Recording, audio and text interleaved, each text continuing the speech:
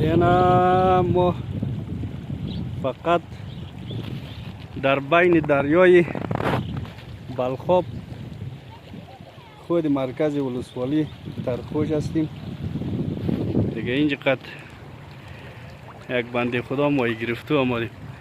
سید پیر نام تو چیه؟ نام تو چیه؟ سید عبدالحسین. سید عبدالحسین هستی؟ همزینج هستی؟ سید پیر همزی ترخوش هستی؟ تخشور. تخشور هستی؟ خب از تخشور هستی. ماهیگیر معروف بود. خب یک ماهیگیر شما هستین دیگه؟ چند سال میشه این کار میکنین؟ 45 سال. 45 سال.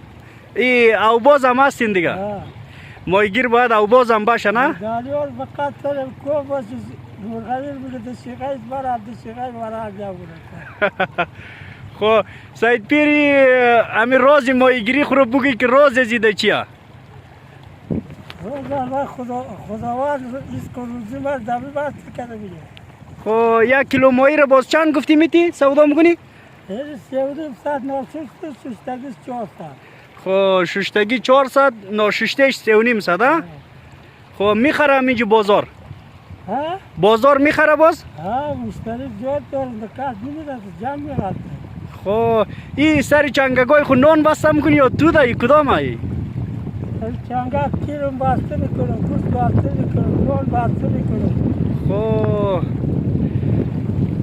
این ماهی باز داوی صاف خوب زیاد می یا داوی خیت؟ ولی یک مثال معروف است مگه اخی او خیت که ماهی بگیری چه رقمه؟ که دکتیز ده تارستو.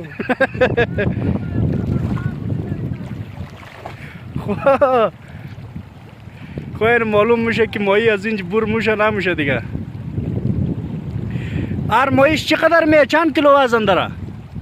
تا 16.5 کیلو تا 18 کیلو رو گرفتم یک دانه شو اومده. خب این معمولیش چقدر هست؟ 10 کیلو هست. 15 کیلو میاد 8 کیلو میاد. خب بازی ماهی سابق زیاد بود ولی زیاده چه رقم؟ خب باز چه رقم شده این سابق کی؟ ولی چطور کم شده؟ ولی مارکتر رو فکر نارنجاب میزنه و جلتر یعنی میکنه مرد میداره و اینا گم شده. این را امارتی های کار انجام میده؟ خب نارنجک بین آب پرده میکنه؟ این میدار کجا کار همی تو نارنجاب میداره گرام. خب در دوران جمهوریت دی کارا نبود؟